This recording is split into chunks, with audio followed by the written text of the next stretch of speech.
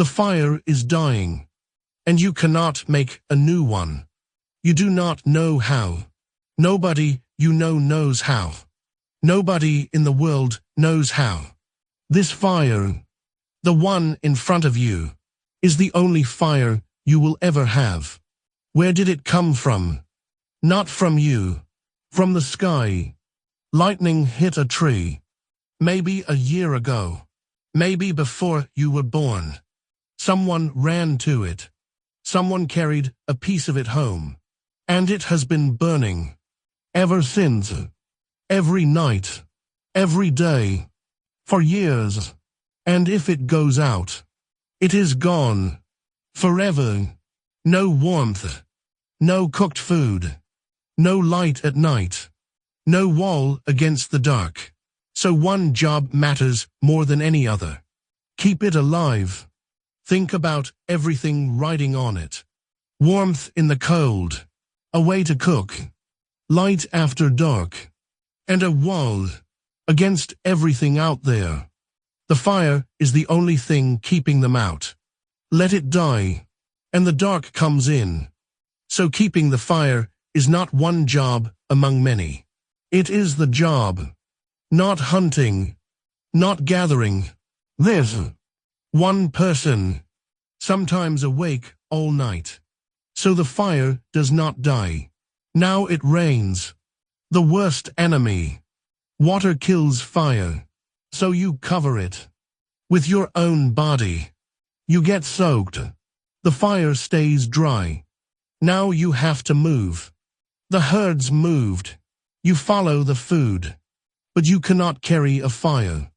A fire needs to sit still and burn. So you do not carry the fire. You carry a piece of it. An ember. Wrapped in the right things. It can travel for hours. Half a day. Long enough to start again. So this is the truth nobody tells you. For hundreds of thousands of years, humans used fire, but could not make it. Every fire on earth was a child of another fire, an unbroken chain. Going back to lightning, break the chain, and you are back in the dark, waiting for the sky to strike again. Let me show you how close we lived to losing everything. We tell the story of fire as a story about a spark. Somebody rubs two sticks together, a flame appears, and humanity leaps forward. That story is real, but it ends astonishingly late. And for an enormous stretch of our history, the truth was the opposite of empowering. We were completely dependent on a thing we could not create. Here is the timeline, because the gap in it is the whole story. The controlled use of fire is old, really old. The evidence points to our ancestor Homo erectus using fire at least 1 million years ago, and some sites suggest even earlier. There is a cave in South Africa, wonderwork, with burned bone and ash 1 million years deep. So for at least 1 million years, we have been sitting around fires, but making fire, starting one from nothing, on purpose, whenever you want it, is shockingly recent. Solid evidence for routine fire making only shows up around 400,000 years ago. Some researchers put the reliable, everyday version even later than that.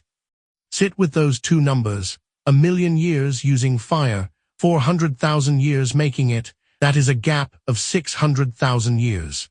600,000 years in which human beings, intelligent, tool-making, cooperating human beings, used fire every single day and could not create it. Which means for that entire, almost imaginable stretch of time, every fire had to come from somewhere else. From the sky, from a wildfire, from a volcano, from lightning. And once you had it, you could never, ever let it go out. Think about what that actually means as a way of life. A fire is not a possession. It is a living thing you are keeping alive. It needs feeding, constant, day and night, forever. It needs protecting from rain, from wind, from carelessness. It needs someone watching it while everyone else sleeps.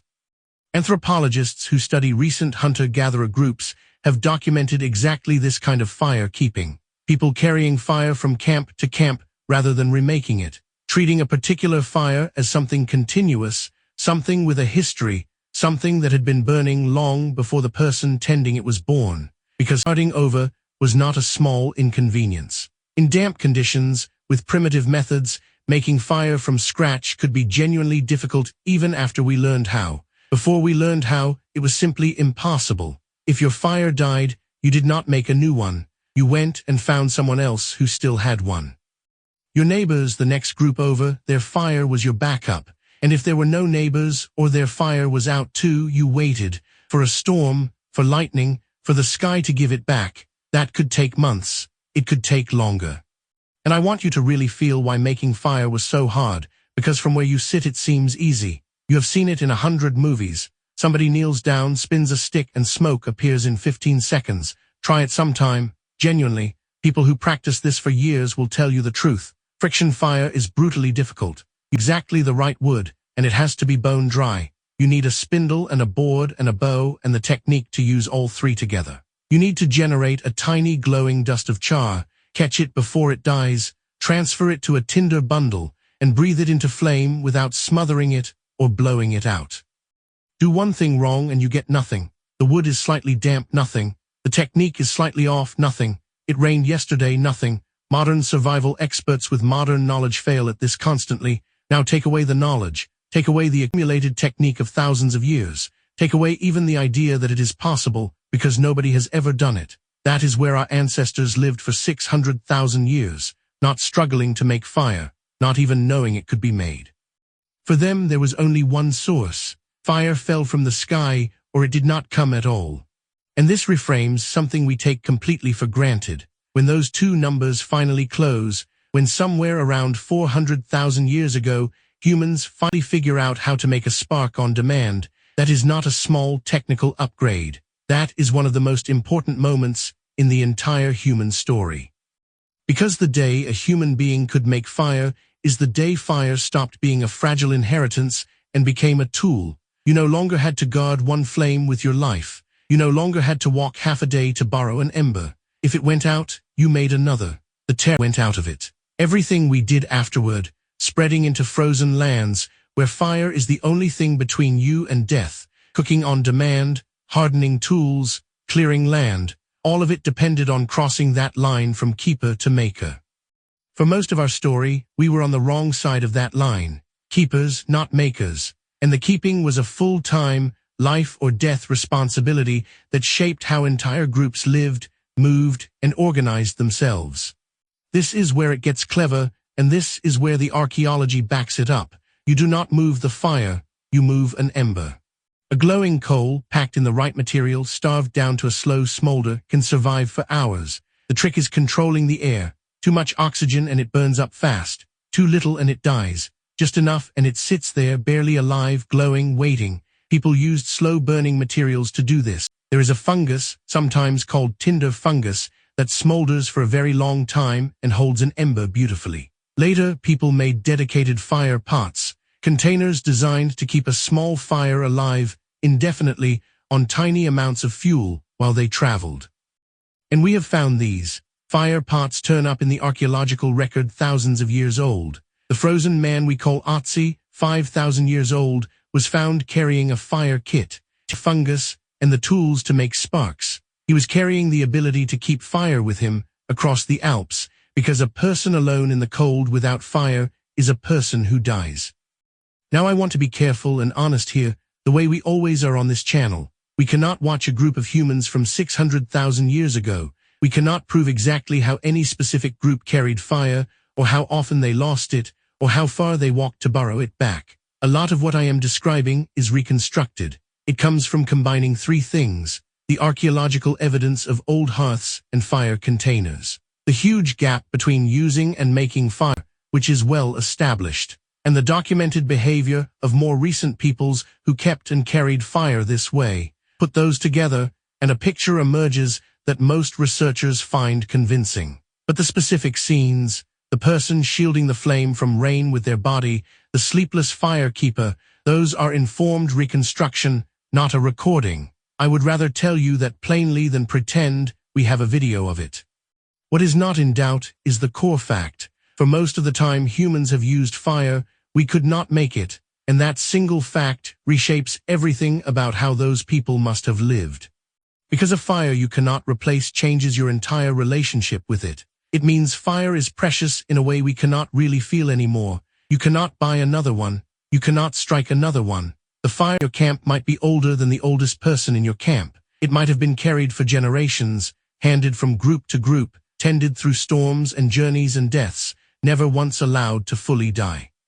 That fire connected you to people you never met, the ones who first grabbed it from a burning tree, the ones who carried it before you were born. You were not the owner of the fire. You were the current keeper of it. Your job was to not be the one who let it die. And think about what fire was doing for you in return to make all that effort worth it. It cooked your food, which unlocked far more energy from every meal and may have helped fuel the growth of the very brain that figured out how to keep it. It kept you warm enough to survive nights and climates that would otherwise kill you. It pushed back predators who would not come near the flames. It gave light, which extended the day past sunset and created the first spaces where people could sit together in the dark and talk. Some researchers think that circle of firelight is where a lot of what makes us human actually formed. The long hours after dark, safe inside the ring of light, talking, storytelling, planning, bonding. The fire did not just keep the body alive. It may have built the culture, all of it resting on one fragile, glowing coal that somebody had to keep breathing. So here is where this lands.